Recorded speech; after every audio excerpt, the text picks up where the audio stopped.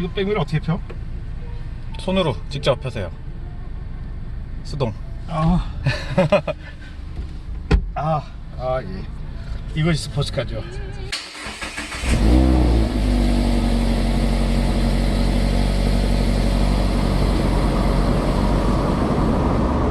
이게 지금 MX5 중에서 4세대잖아. 네.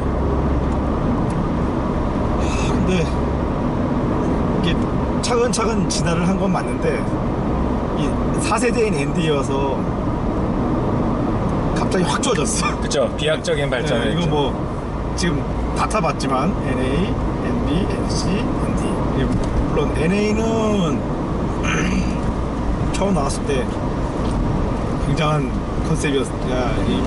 어떤 차가 나온 거니까. 그렇지. 그러니까 일본이 만들었다는 게 더 놀라울 정도니까 일본에서 그런 차를 만들어서 상품화를 했다는 게 놀라운데 NB는 사실 크게 바뀐 게 없고 출력만 맞아요. 조금 올라갔고 NC가 이제 나름대로 엔진을 안으로 깊숙이 집어넣고 해서 확 바뀌었던 건 맞는데 그거에 비해서 이 엔진은 뭐가 바뀌었냐면은 훨씬 고급스러운 느낌이랄까 이제 NC는 좋긴 좋았는데 그래도 타보면 그냥 일본 차구나 이런 느낌이었는데 이거는 이거 일본 차의 느낌이 별로 안 나는 일본 차. 근데 이게 86도 그런 면이 있거든. 86이 그런 면이 있는데 어떻게 보면 86의 영향을 좀 받지 않았을까. 86이 아니었다면 이렇게까지 만들지 않았을 수 있지 않았을까. 자극받았네요. 그랬다고 생각했어요. 네. 그랬을 것 같아요. 이 NC하고 ND하고 딱 타보면 정말 크게 다른 게 일단은 이 바디 강성. 바디 강성은 NC도 사실 그렇게 나쁘진 않았는데 뭐 ND는 지금 흠잡을 게 없을 정도. 별로 항상 말하지만 난 이 컨버터블을 별로 즐기지 않는데 이 바디 강성 때문에 이것도 뭐 이 정도면 컨버터블에 생기는 문제는 거의 없고 그 다음 또 다른 제일 차이는 내가 항상 말하지만 내가 차를 선택하는 제일 큰 기준인 이 느낌 너무 좋아졌어. 스티어링 필링, 뭐 조작 느낌이라든지 그리고 이 시프트의 느낌이 이건 뭐 정말 최고. 그 NC가 안 그랬거든. NC는 시프트 느낌이 이렇게 좋지 않았거든. 근데 이제 시프트 느낌은 좋은데 이거는 뭐 장점이자 단점이 될 수 있는 건데 기어비가 너무 촘촘해. 그래서 트랙에서는 엔진 회전수를 아주 골고루 다 쓸 수 있다는 장점이 있지. 그래서 배기량 대비 굉장히 빠른 것도 맞는데 길에서는 손이 너무 바빠. 이거 뭐 딴 차 한 3단 정도 들어갔을까 싶을 때 이 차는 5단이 들어가 있으니까. 이 비슷한 포맷의 차로는 이제 폰티악 솔스티스가 있는데 솔스티스 3단으로 가는 거 이 차는 5단으로 가야 돼. 그런 길에서 굳이 이렇게 자주 저걸 해야 될 필요가 있을까 싶은 느낌. 실내는 그리고 이제 차 실내가 지금 굉장히 작다고. 요즘 차 중에 이렇게 실내가 작은 차가 잘 없지. 근데 나는 원래 작은 차를 좋아하기 때문에 작은 실내 결국 차가 작아져서 실내까지 작아진 게 난 절대 단점이 아니라고 생각해. 한국 사람들이 자꾸 너무 큰 차를 선호하는 것 같은데 나는 개인적으로 큰 차가 아주 싫어. 왜냐하면 차가 크다는 거는 뭐 무겁기도 하고 아무리 가볍게 기술을 해도 이 원하는 움직임이 잘 나와주지 않거든. 근데 차가 항상 작아야 원하는 움직임이 나와. 그래서 나는 작은 차가 안 좋아. 특히나 실내는 타이트하게 탁 껴있는 느낌? 이 느낌이 정말 좋은 것 같아. 지금 비가 와서 바닥이 살짝 젖었는데 이 차는 이런路面에 조심해야 되는 차. 지금 타이어가 워낙 새 거래가지고 엔진이 새로운 엔진이 들어갔잖아요. 엔진도 놀라워요. 사실 놀라워. 정말 놀라운 게 직분사 엔진이라고 하는데 저속 토크가 지금까지 알던 직분사랑은 다를 정도로 좋다는 거. 근데 그게 직분사라서 저속 토크가 좋은 건지 기어비가 너무 짧아서 좋은 건지는 잘 모르겠어. 근데 하여튼 이 기어비는 86도 이렇거든. 네. 그러니까 86을 탔을 때 제일 놀랬던 게 이 부분이었는데 86이랑 얘가 지금 기어비가 트랙에서 타보면 거의 비슷한 느낌이지. 근데 이제 이게 좀 배기량이 있는 유럽 차들은 특히 이제 포르쉐들은 1단, 2단, 3단, 4단이 좀 넓다가 오히려 5단, 6단이 다시 가까워지는 경향을 보이는데 이거는 그렇지는 않고 그냥 처음부터 점점이 다 점점이. 근데 이게 시내 주행을 자주 하거나 그럴 때 이게 맞아. 포르쉐들은 수동들은 시내 주행 해보면 너무 가혹해. 이 엔진 무엇보다도 놀라운 것은 연비. 이렇게 타면 1리터로 2km를 간다는 거. 이거는 지금 스파크랑 스파크 수동이랑 지금 맞먹는 연비이기 때문에 차를 좋아하는 사람일수록 차를 많이 타고 싶은데 연비가 나빠서 기름값이 너무 부담된다면 사실 차를 많이 탈 수 없는 상황이 되는데 이건 뭐 경차 연비이기 때문에 막 타고 돌아다녀도 돼요. 지금 시내 주행해도 리터당 13km 나오고 있으니까. 그러니까 이게 이게 말이 되냐고. 맞추다가 지금까지 차체와 하체만 잘 만드는 줄 알았는데 이제 엔진도 잘 만드는 거예요. 됐어. 이게 스카이훅 엔진인가요? 스카이 액티브. 스카이 액티브. 스카이 액티브 G라고 얘기하더라고요. 가솔린 엔진. 그리고 새로 개발 중인 게 스카이 액티브 X라고 있는데 그거는 이제 압축 착화 방식이랑 점화 플러그로 이제 점화시키는 방식을 혼합한. 그러니까 디젤과 휘발유의 방식의 장점을 모으겠다는 얘기지.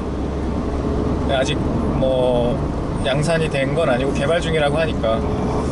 얘기만 들어도 어려울 것 같은데. 그리고 이제 이게 지금 ND 전기형이죠? 네. 네, 전기형인데 이 전기형 수동을 구입하실 분들이 알아야 될 것 중에 하나가 변속기 문제. 이거는 제가 지금 정확히 기억한 2016년 10월일 거예요 아마. 그 이전에 생산된 변속기를 장착한 차들은 조금 가혹한 주행을 하게 되면은 2단하고 3단 기어가 털리는 현상이 있어요. 그러니까 이거는 나는 괜찮겠지 생각하시면 안 되는 게 이건 누구에게 나와요. 이건 그냥 길에서 그냥 가속을 트랙 같은 거 안 가도 돼요. 가속 중에 갑자기 뭐가 와장창 하는 소리가 나면서 마치 메탈 베어링이 나간 것 같이 타당탕 딱딱딱딱딱 이런 소리가 나요. 사실 이 차 변속기 제가 망가뜨렸는데 저는 그때 그 소리가 엔진 메탈 베어링 나간 줄 알았어요.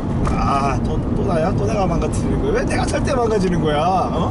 억울하네. 나 잠탁 하나도 없는데 라고 했는데 알고 보니까 그게 우리가 3단 기어가 완전히 털렸어요.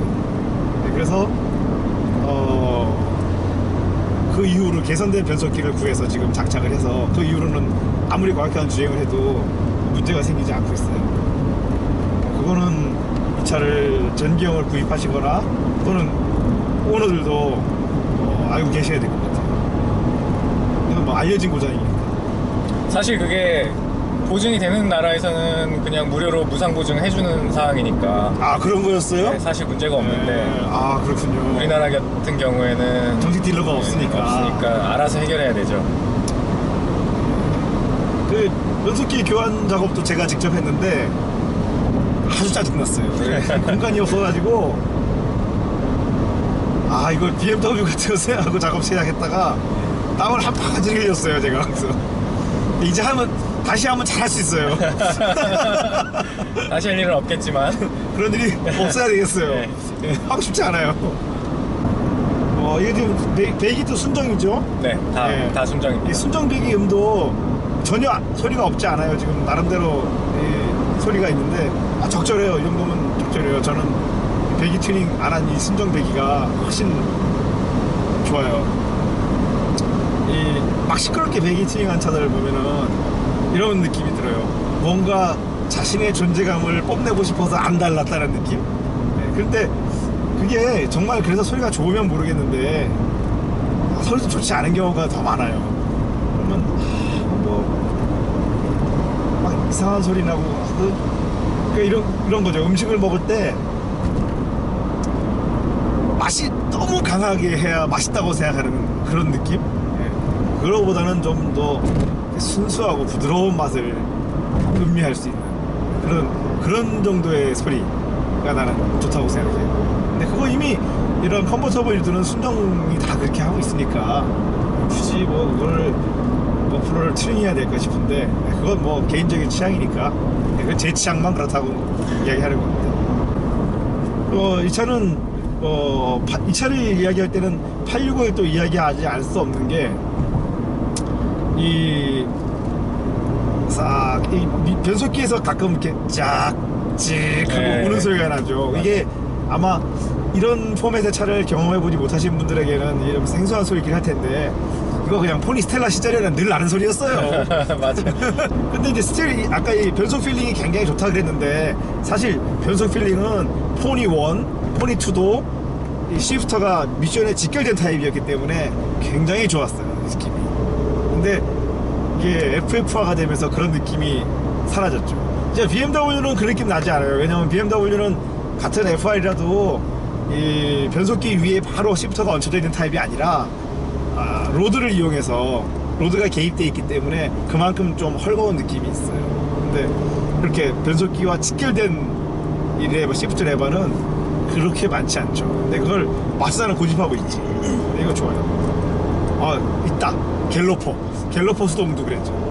근데 갤로퍼 수동도 쫙 시프트 필이 좋다고 말할 수는 없고 근데 포니야. 포니 1이 1, 2가 좋았죠. 80년 이게 MX5 이 세대가 89년에 데뷔한 걸로 아는데 참 그거 정말 우리는 대단하다고 생각해야 되는 게 그때는 모든 메이커가 FF로 옮겨가던 시기였거든요. 모든 포맷이. 근데 그때 후륜구동으로 이렇게 작은 전혀 팔릴 것 같지 않은 이런 차를 마츠다가 만들었다는 게 우리가 지금은 뭐 아무렇지 않게 생각하지만 대단한 모험이었을 것 같아요. 그 당시에. 왜냐하면은 그 당시에 로터스가 엘란을 만들어 팔았잖아요. FF 엘란. 물론 망했죠. 그것 때문에 그냥 뭐 로터스가 그때 문 닫을 뻔했어요. 근데 그거 결국은 그러니까 그때 로터스가 뭐라 그랬냐면은 FF도 충분히 스포츠카가 될 수 있다 그랬어요. 근데 참 역설적인 게 그때 나온 1세대 MX5가 그 우리가 알고 있는 기아에서 만드는 그 엘란이 아니라 그 훨씬 예전에 나왔던 70년대 엘란의 형태는 MX5하고 있었단 말이죠. 그러면 아니 진짜 그 엘란의 혈통은 누가 이어받은 거예요? MX5가 이어받은 거예요. 엘란은 못 이어받았어요 그거를. 결국은 로터스가 그 엘란을 판매가 너무 안 이루어져서 회사 주인이 여러 번 바뀐 이후에 엘란에 관계된 모든 설비와 재고를 기아에 넘겼죠. 그리고 그 돈을 이용해서 만든 게 로터스 앨리스예요. 근데 이 차는 지금 우리가 이렇게 2차선 국도를 가고 있잖아요. 편하다고 할 수는 없어요. 네. 근데 뭐 저는 이제 이 차가 제 차가 아니지만 자주 타서 익숙해져서 편안한데 아마 이 차를 처음 타시는 분은 이게 마냥 편하다고 느끼기는 좀 그러니까 그게 뭐라고 말을 하긴 힘든데 너무 스티어링도 예민하고 차가 너무 예민해요. 그래서 물론 그 예민함이 이 차의 장점이지만 그 예민함이 완전히 적응되기 전까지는 좀 좀 불편한 차가 되지 않을까 그렇게 생각이 들어요. 따로 오디오가 없이 이렇게 패드 같은 거 하나 딱 붙여가지고 오디오 역할을 하는데 경량화에 크게 기여할 것 같아요. 아주 마음에 들어요. 뭐 사용하기도 아주 편하고 요즘 세대들에게는 전혀 저항감도 없고 네, 아주 좋아요. 근데 이거는 지금 이제 ND1 전기형이니까 엔진 이게 몇 마력이죠? 155마력. 네, 지금 나오고 있는 후기형은 몇 마력인가요?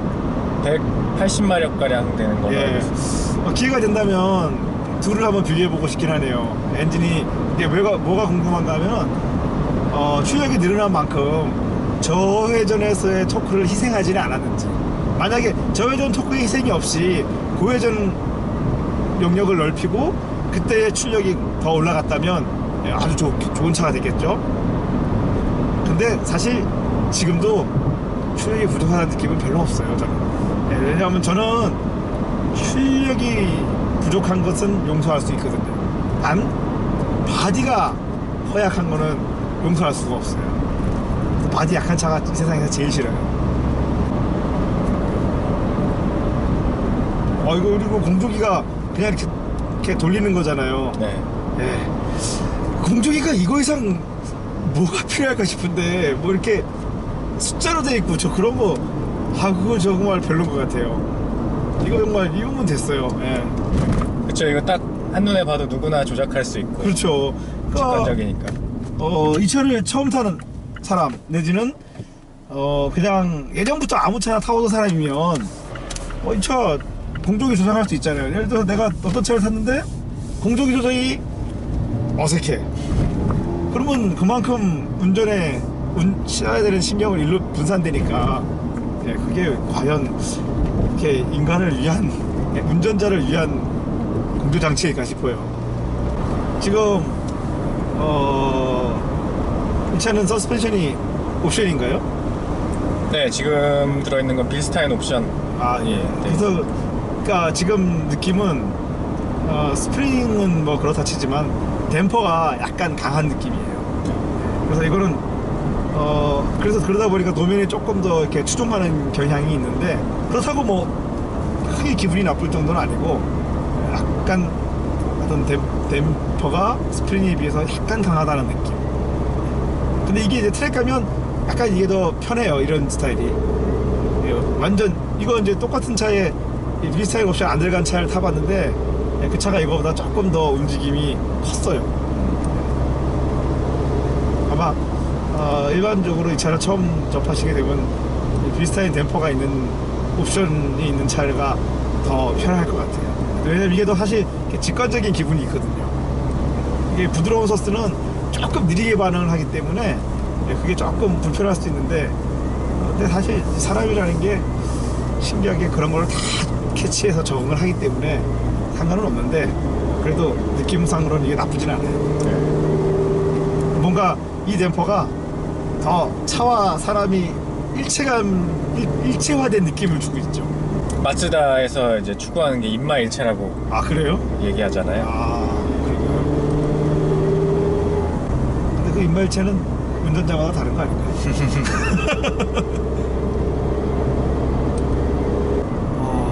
그런 눈으로 본다면 이 차가 정말 아까 말한 인마일체의 느낌을 받을 수 있는 드라이버가 흔치 않을 것 같아요. 그래서 물론 이렇게 천천히 갈 때는 인마일체의 느낌이 있을지 모르지만 이거를 한계까지 달려보시면 인마일체의 느낌, 한계까지 달리시면서 이거 정말 내가 예측한 대로 움직여 라고 느껴지시는 분은 연락주세요. 만나고 싶어요. 같이 한번 달려봅시다. 트랙 가서.